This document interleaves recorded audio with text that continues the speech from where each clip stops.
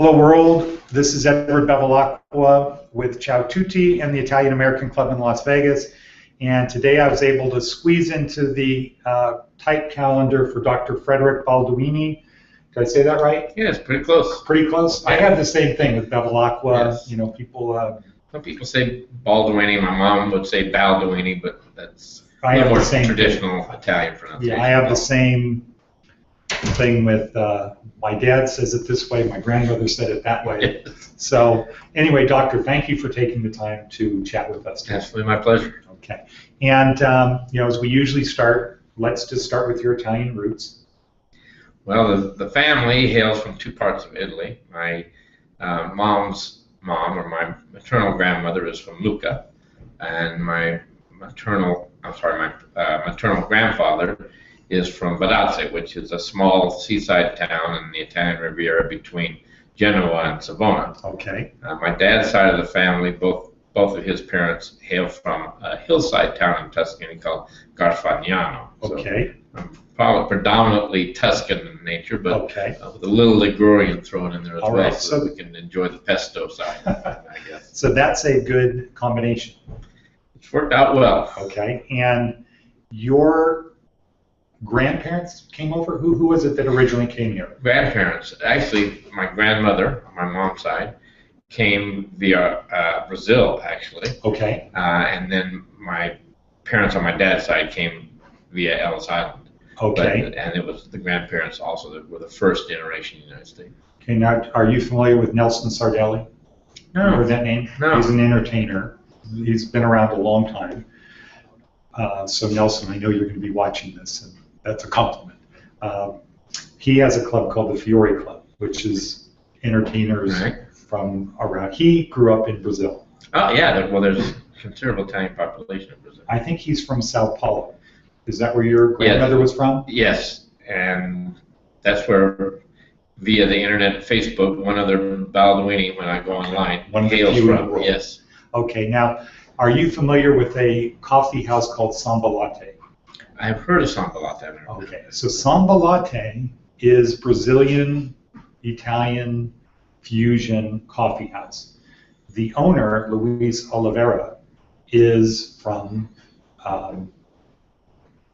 Brazil, not from Sao Paulo, but from Rio. Mm-hmm. Is that right? Is Rio? Rio de Janeiro is in Brazil. Okay, and I'm thinking of the place in Argentina, Buenos Aires. Buenos Aires. Okay, so this is just a little quiz.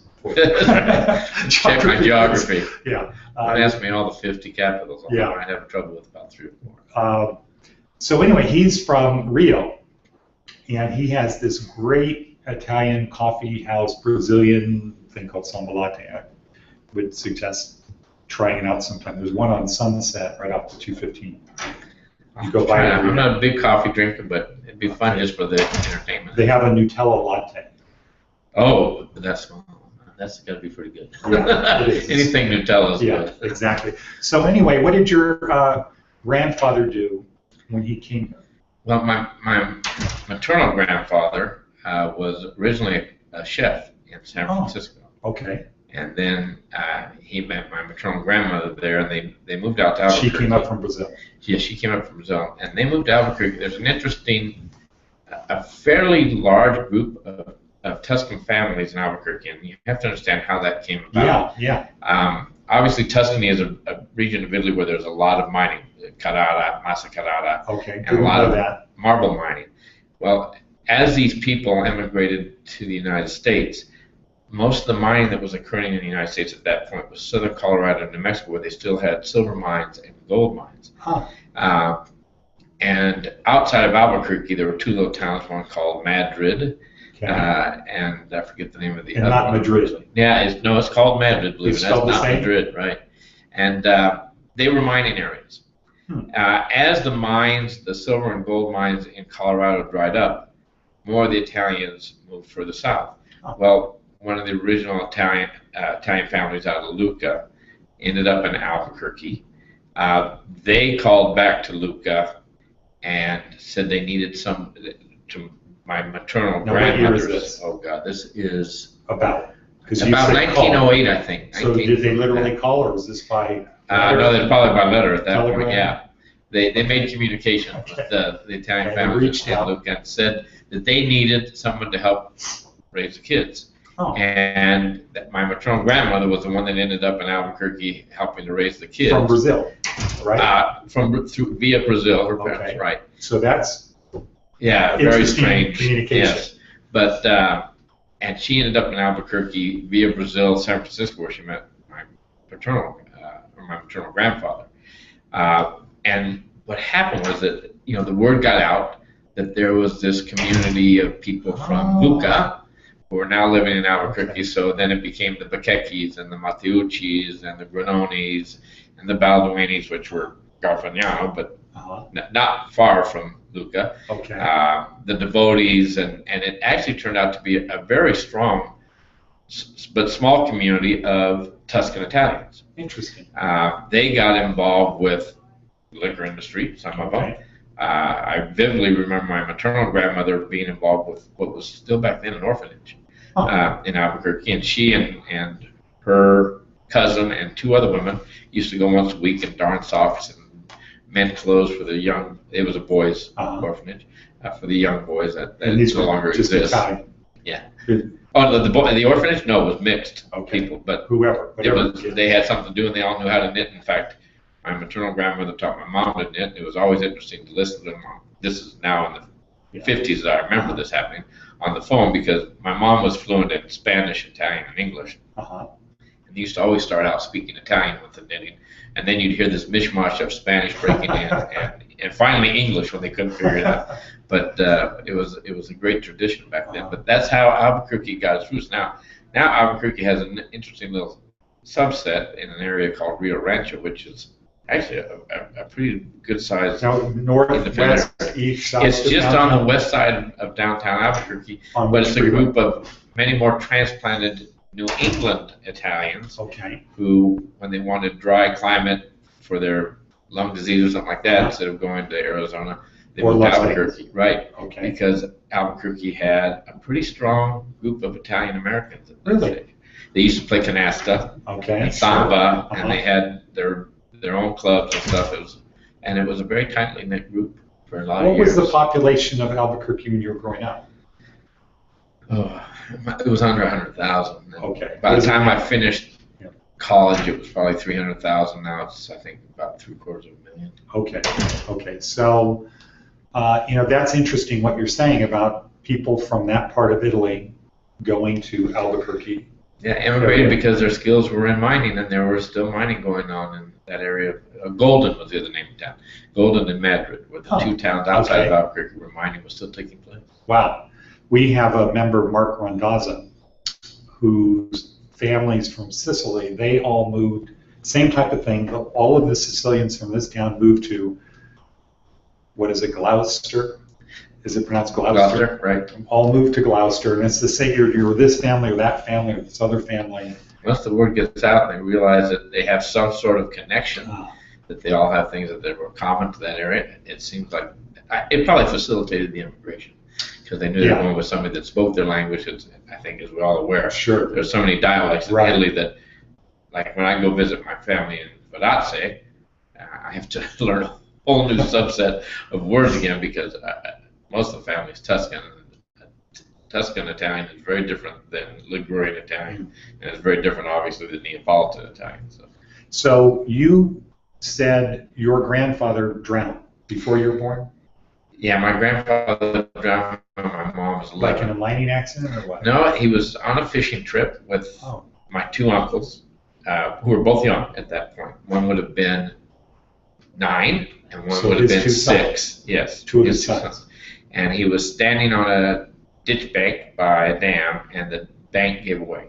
This is like in Albuquerque area? This is outside of Albuquerque, about 20 miles south, actually on an Indian reservation called the Isleta Reservation.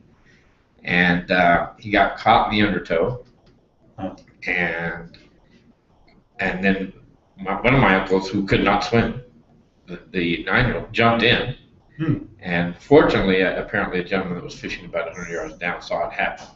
I was able to jump in and get my uncle out, but by the time they would jump back in and get what would have been my maternal grandfather out, he had already passed. Okay. And how many years after that were you born? That would have been 35. I was born in 53, so 18 years later. Okay, and was your grandmother still wearing black? No, my grandmother stopped wearing black at that point. But she did carry on with her 4 kids. They all, well, my aunt, who's now 92, and my mom, who would be 90 if she were still alive, both got jobs at young ages, at 13 and 15, and they like worked in the as restaurant? soda jerks at the local pharmacy where they still had soda fountains. And then they worked at the movie theaters, and then ultimately, as they got older, they both worked at the military base, at Sandia Air Force Base. Sandia, okay. Yeah, big base. Okay, and so what lessons did you learn growing up? Well, did your grandmother live with you, or? No, my grandmother had her own house. Okay. She lived sometimes. Now this is on your maternal side. That's on my maternal side. I never knew my grandparents on the paternal side. Okay. My father's dad was stabbed to death when he was 2. He owned a bar. When he was 2? When my dad was 2. Oh, your dad was 2. Sorry, yeah. He owned a bar in southwest Albuquerque, and he was attempting to break up a fight between one of his friends and another gentleman in the bar, and stepped in front and regrettably was.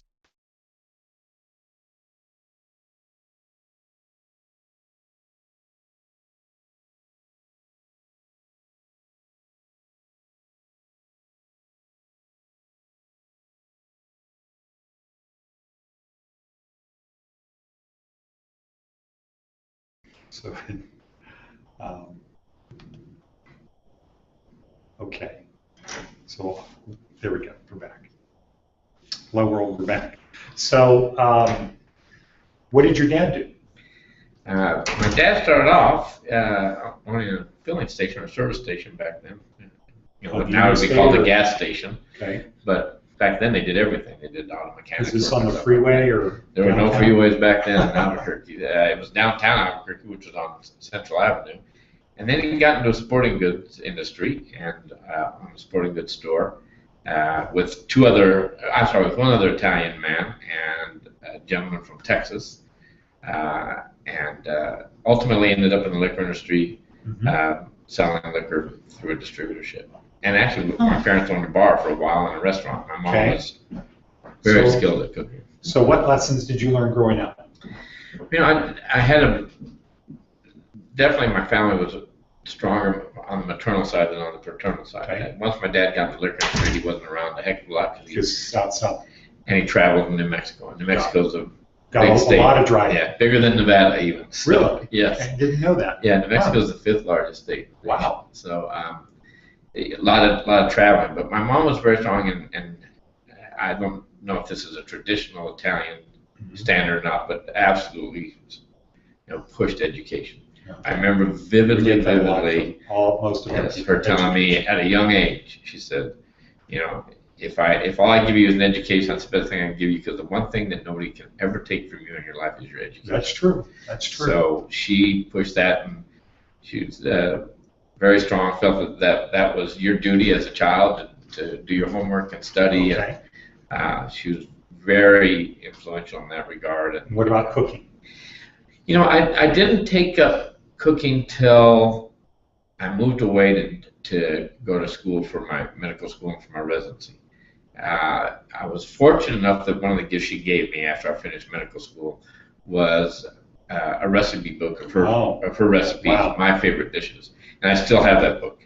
And it's cherished because in the little margin she writes mio favorito, squisito, things like that. And so I still use that, and actually I make dishes from that people still rave about. She was incredibly talented at that. She became an incredibly talented knitter. I've still got 8 sweaters that she made for me while she was still alive. And everybody marvels at the technique and the intricacy of her work. But she was that kind of a person. She was a compulsive, devoted person. I mean, our house was immaculate. I remember her putting ribbons around the linens in the linen closet so that everything was just so. And that was her nature, but very devoted woman. Okay, so education, and did she cook? Oh, my mom was a phenomenal cook. Yeah. In fact, what were some of your favorites growing up? I still love her Tuscan chicken. Okay. and she does a trout dish, a grilled trout dish with herbs. That was a fabulous dish. She taught me to make cacciatore, which is it's a New Year's staple now, because friends that we have over, every time I try to change it, they insist that I still do cacciatore with polenta, because I said it's a peasant food. I love polenta. I said we love peasant food. Yeah, my grandmother used to make polenta. It's my favorite. It's a labor of love, because you have to stir for 40 minutes. Yeah. You know, and it's like I tell people with risotto. I said, if you go to an Italian restaurant and you order risotto, and it's there in less than 20 minutes, send it back, because you got rice. You did not get risotto, you got riso. I said, very different way to make them. But I tell her, yeah, I've sent it back. I said, that's been 10 minutes. That's not risotto, I'm sorry. But she was very, very skilled in all those things. She had a high school education. She grew up, Albuquerque being very strong culturally from a Hispanic and Indian standpoint as well. My mom hit first grade only speaking Italian and Spanish. Okay. So she got to repeat first grade until she became fluent in English. Oh, because your grandmother was from Brazil. So your grandmother spoke Portuguese, right? Right, but my grandma spent very little time in Brazil. She was born in Brazil, and then her parents moved shortly after that. Right, to San Francisco.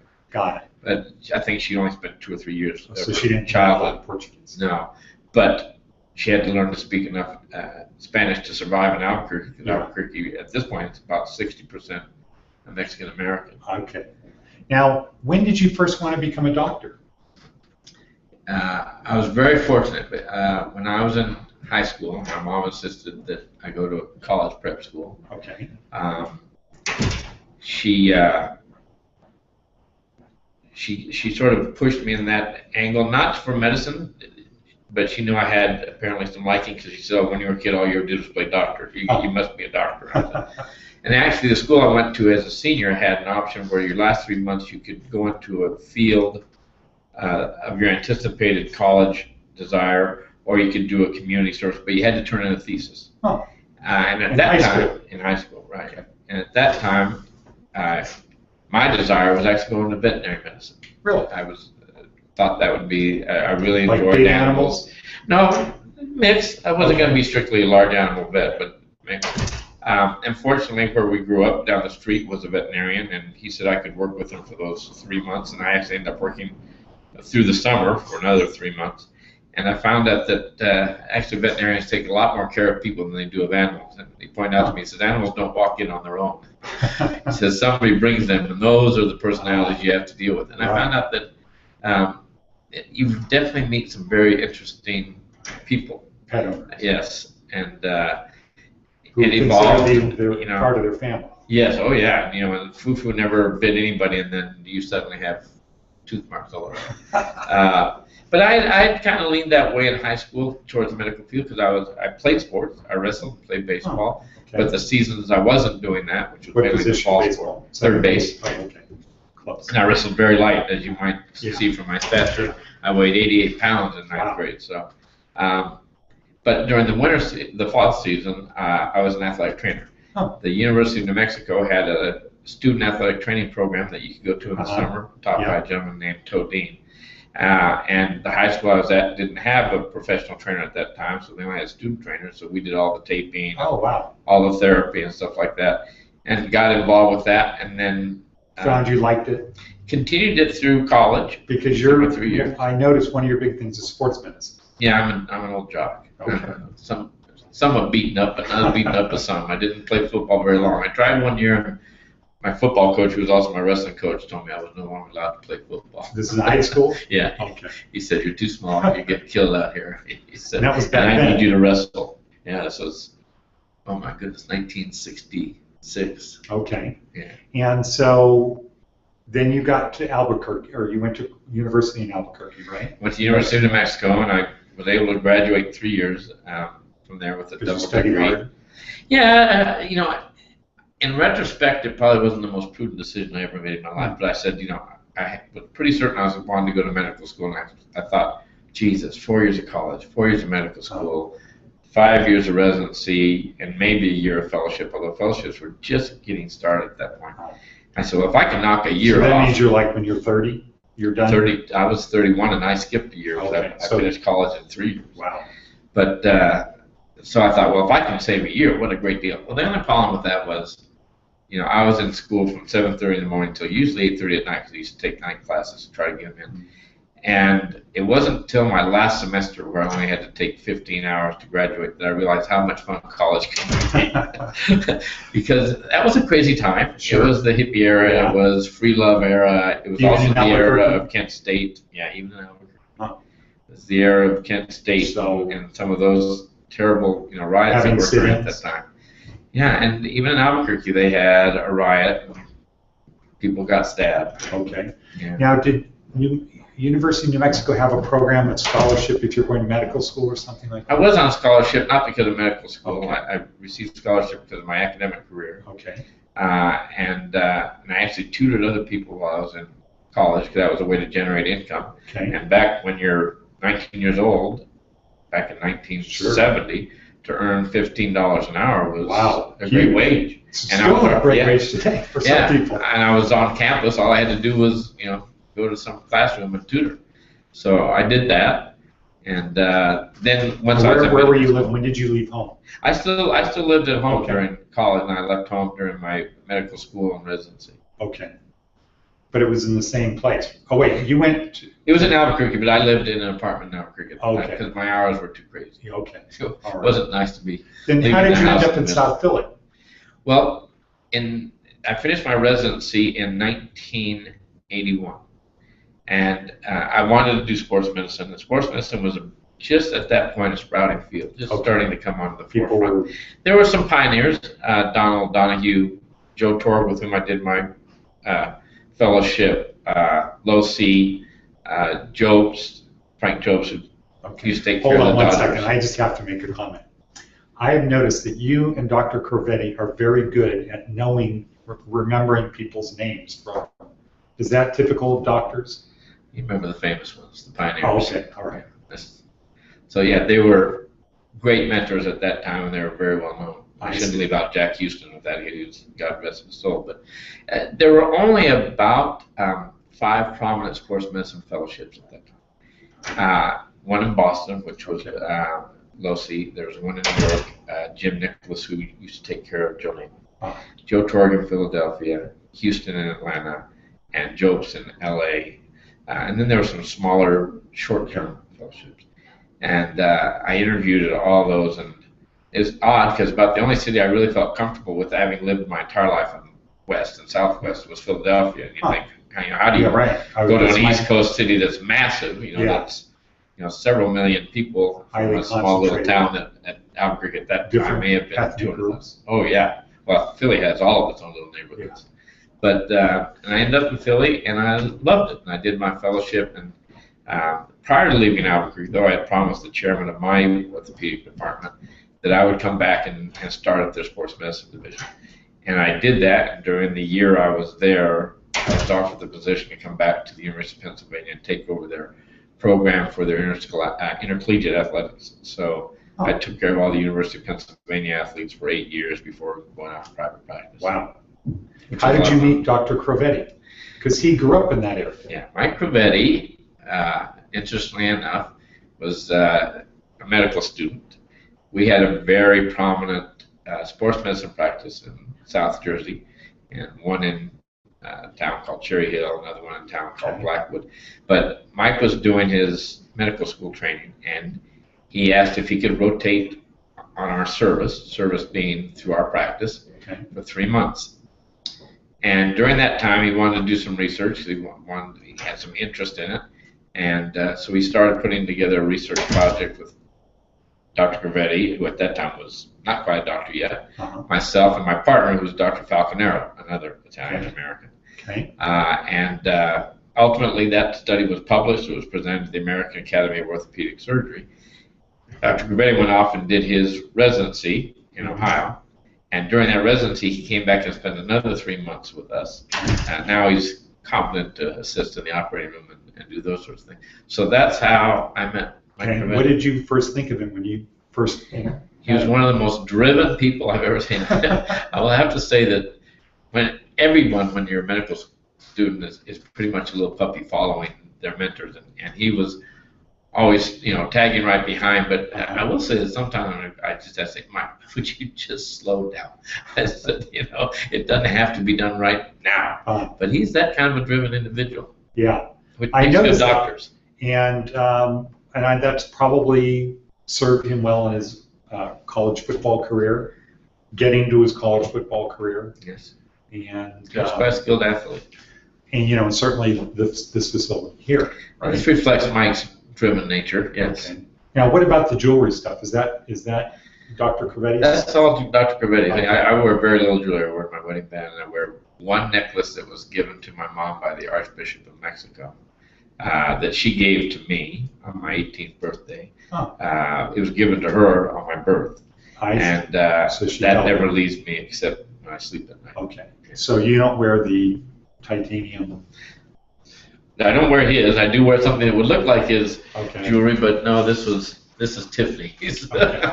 So that's kind of an interesting story in itself, which we're not really going to talk about, but that's just basically taking medical stuff is this stuff that was used but it's extra, or what? As far as the what I got reading out. The stuff that Dr. Perfetti made. Yeah.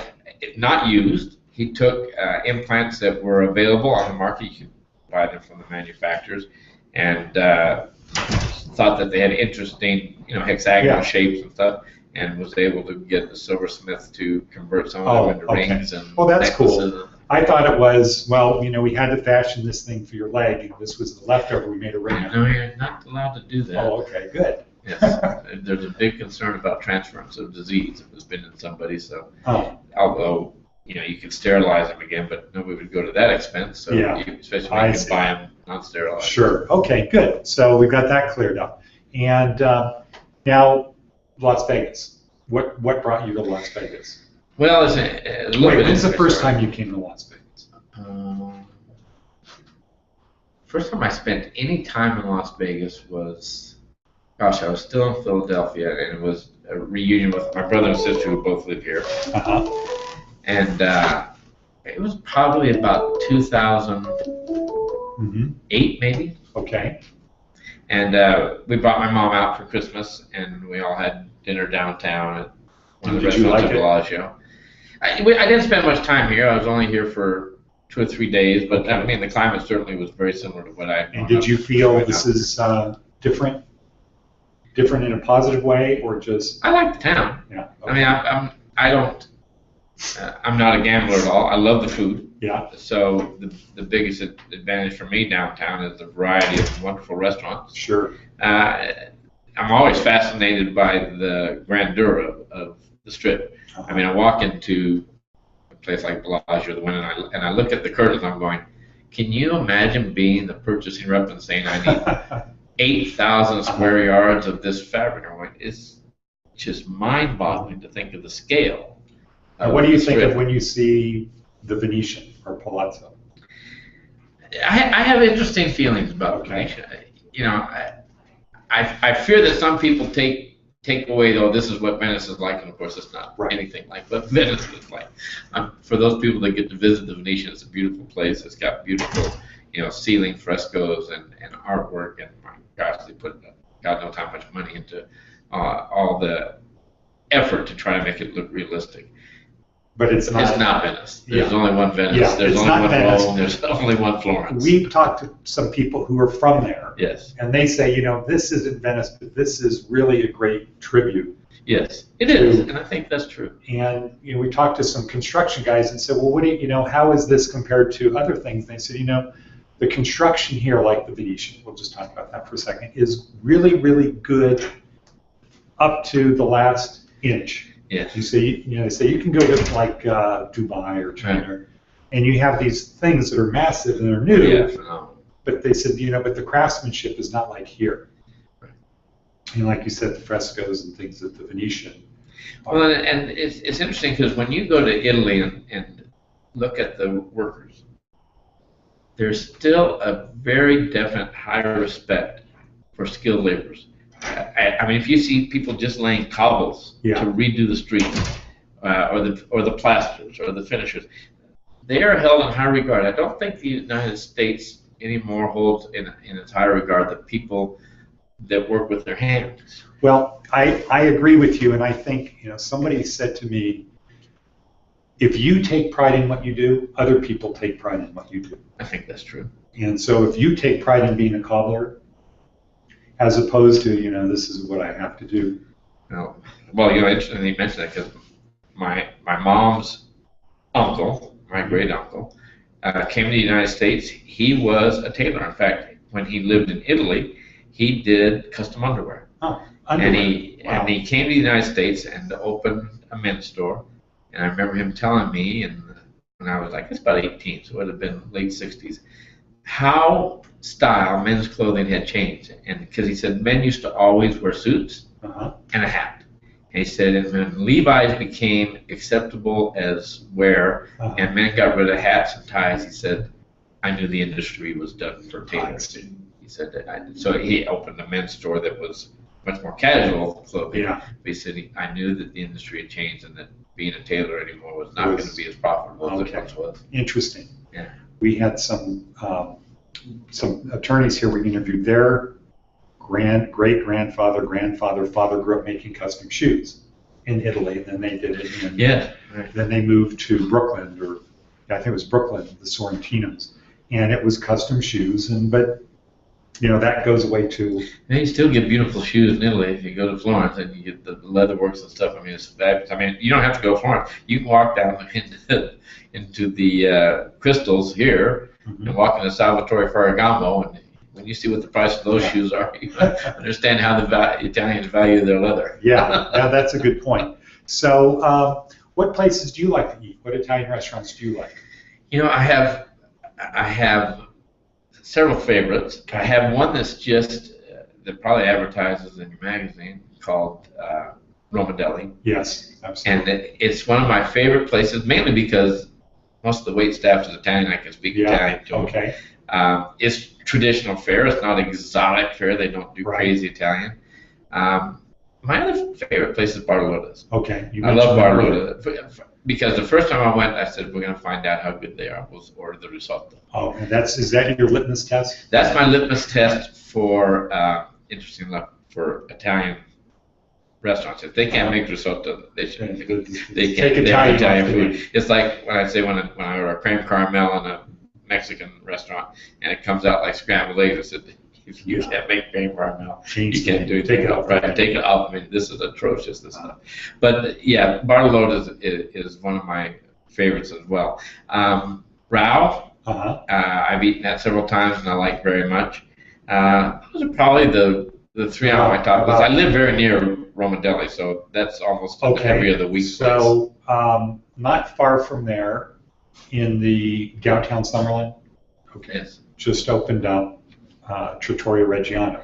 I have not eaten there yet. I've walked by it, but I have not yet eaten there. Definitely go there, and one of their specialties is their meatballs. No, if you can make good pulpe, that's a good trick. And another one that they like doing is their pasta and truffles. And I've actually went hunting truffles in Italy one time. I didn't find any truffles. I did find porcini. Okay. And I also found out that you better be careful of the cinghiale, the wild boar, while you're hunting porcini, because my relative who took me up there said, don't go near that. There's wild boars in there. They'll kill you if you get too close. Because they're territorial? Very territorial. Yeah, they root, and that's their spot. And he said, stay the heck away down there. And it was funny because we had got, I think it was late August or early September. This was outside of Varazze. And we're up in the mountains at 7 in the morning on a Tuesday. And I turned to him and I was speaking Italian to him. And I asked Giuliano in Italian. And I said, doesn't anybody work in this town? I said, there are 1,000 cars up here at 7 in the morning. He says, when there's porcini, nobody's working. Interesting. Now, there's a restaurant near you, I think it's on Flamingo, called Ginas Bistro. I drive by it all the time. It's on Durango and Flamingo. Okay. And I've never been in it because I just don't know. Here's the reason to go in there. A few years ago, so it was Ginas Bistro for a number of years, but a couple of years ago, a young guy from Genoa, so now I think he's like 24, 25. He's fifth generation restaurateur from Genoa.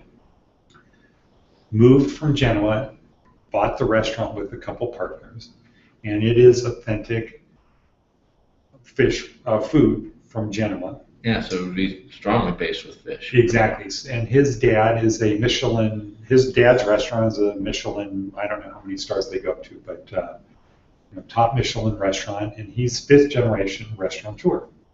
Interesting. Ricky Santa Maria, so it's a good place. I haven't eaten there yet, but I keep wanting to. I always end up at Trattoria Reggia.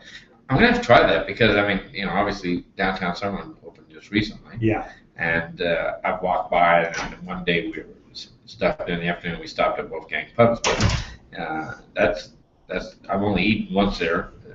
Love the area. I think it's a fabulous new shopping area. It reminds me of a place that I used to visit when I lived in Florida. So it's a very similar kind of shops and atmosphere, open air, beautiful walking paths. Yeah, it's a great area to visit. So this is the Bonanno family is from New Jersey. Has this? They have 50 restaurants. Oh my Lord! Vegas. So they have the restaurants in a lot of the food courts, but they have a Trattoria Reggiano in the Venetian, and now they just opened this one. Well, I may have eaten at the one in the Venetian. I don't know, but I've been here 5 years and I've eaten at most of the restaurants. And they make great pizza. Italian pizza. Yes, it's a little different. They take a lot of pride in their pizza, and their meatballs are great. So I still do cooking. I still grow my own rosemary, my own sage, my own basil, my own. Do you try to grow tomatoes? I haven't tried growing tomatoes here. No, I do grow my own parsley though, and anything else I need as far as fresh herbs. Yeah. That's great. So, what do you think of Las Vegas? I like the city. I mean, you can live in Las Vegas any way you want, which is what's interesting about Las Vegas. So we're getting an educated perspective. Yeah, I mean, I live obviously 6 miles from the Strip, which for me is ideal. I don't have to be on the Strip. It's close enough, but it's completely different. I'm 20 minutes from the Strip, 25 minutes from the airport, 10 minutes from downtown Summerlin, not far from anything else. I love the aspect that if I want to dine in the finest restaurants in the world, I can drive 25 minutes, park for free, and have great food. Yeah. But I also like the aspect that if I don't want to necessarily have to deal with the crowds or some of the younger people that invade downtown Las Vegas, I can sit in my very comfortable home peacefully, no issues. It's a quiet neighborhood, and you have neighborhoods. Yeah. Not neighborhoods like back east where you have Little Italy and you have Chinatown. And not that kind, because obviously this is a much younger city than the old northeast cities. But you still feel comfortable with your neighbors. Mm-hmm. You don't feel alienated. Right. You can sit out on your deck, whatever. It's a great city in that regard, that you can so easily transport yourself from the comfort of a quiet night at home with a glass of wine to the excitement of everything that happens on the Strip, and great entertainment. Yeah. Well, I have one last question, and I thank you for taking all the time. Oh, it's my pleasure. It's been fun. Well, I have one last question. Sauce or gravy? Absolutely sauce. Okay. Don't ask for gravy if you go to Italy. Right. First of all, they'll know you're American. Yeah. Second of all, the other thing you don't ask for in Italy is a spoon, because Italians never use a spoon. That's the interesting thing. I was not taught to use a spoon. I never would have used a spoon. We were taught to slurp at a very young. I remember my grandmother when we were young kids. So, and of course you'd get that slap. Right, exactly. Depending on what kind of sauce you had, you had that red face. So do you use a spoon now? No. Okay. And do you kind of feel a little bit awkward when everyone else is No, because I don't serve it. If I have guests, if they ask for a spoon, I said, no, you're eating an Italian household. What if you go to a restaurant and everybody's using a spoon and you're not? I just tell them you're not Italian. I said, true Italians don't use spoons. Okay. And don't ever cut your pasta. Never cut your pasta.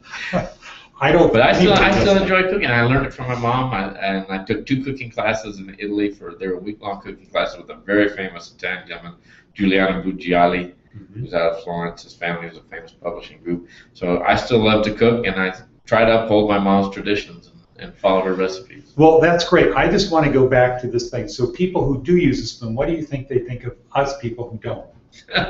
They probably think we're sloppy. I agree. Okay, thank you, World, for being there. And thank you very much, Doctor. Very much my pleasure. It's very nice meeting you and talking about Italy again. Yeah.